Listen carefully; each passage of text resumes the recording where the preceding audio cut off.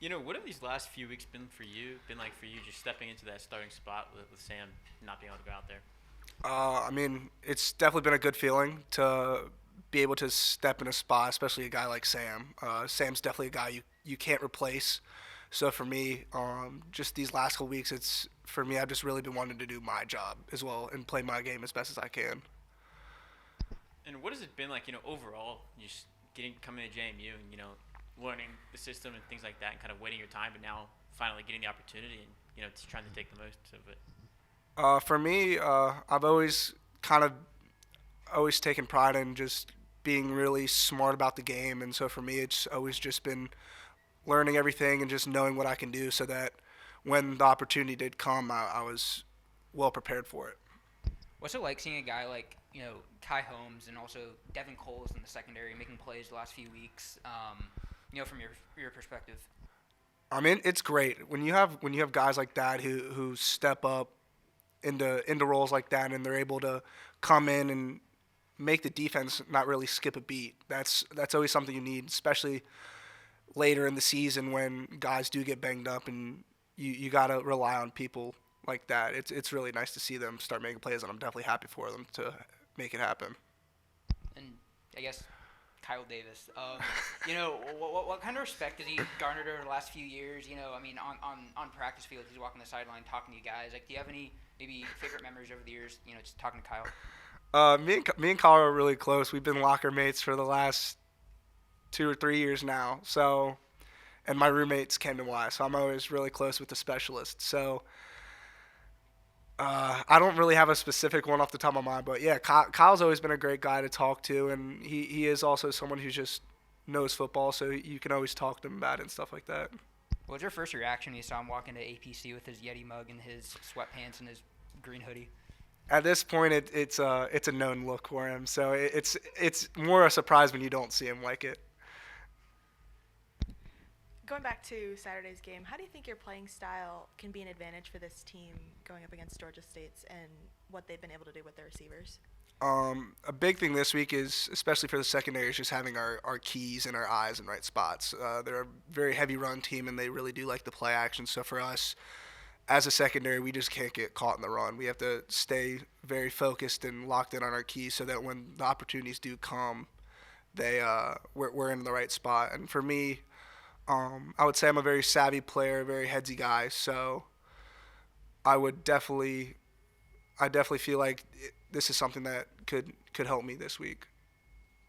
You describe yourself as a heady player. Coach Signetti has done the same. When in your career did it kind of the light bulb go on to say, "Hey, my mind can be as big a weapon as anything else I can do physically"?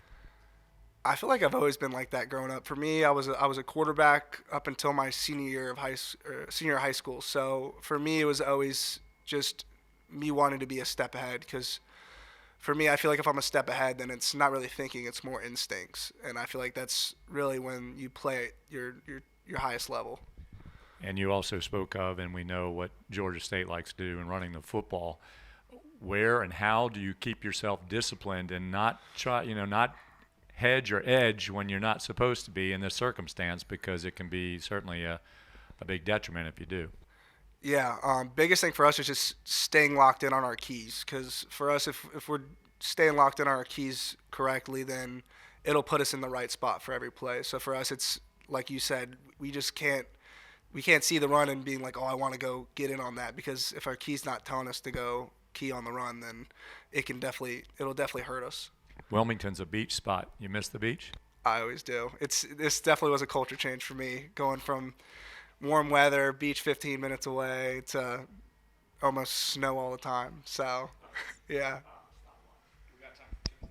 Coach Signetti talks about, your tackling has improved, and he said that was something that he wanted to see improve from last year to this year. And, at Louisville, you had 10 tackles and kind of led the team. What did it take to, work on the tackling? And when you saw how many tackles you ended up with Louisville, what was that like for you?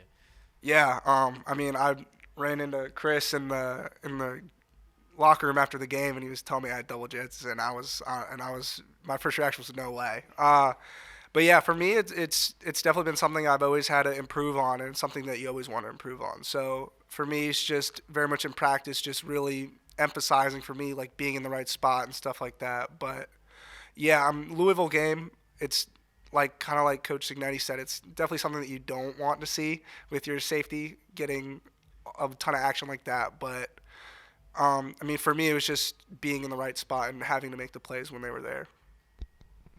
So you mentioned that you used to, have a little bit of a quarterback knowledge in you. How much do you get to use that when you are, on defense, and how you can anticipate different things happening?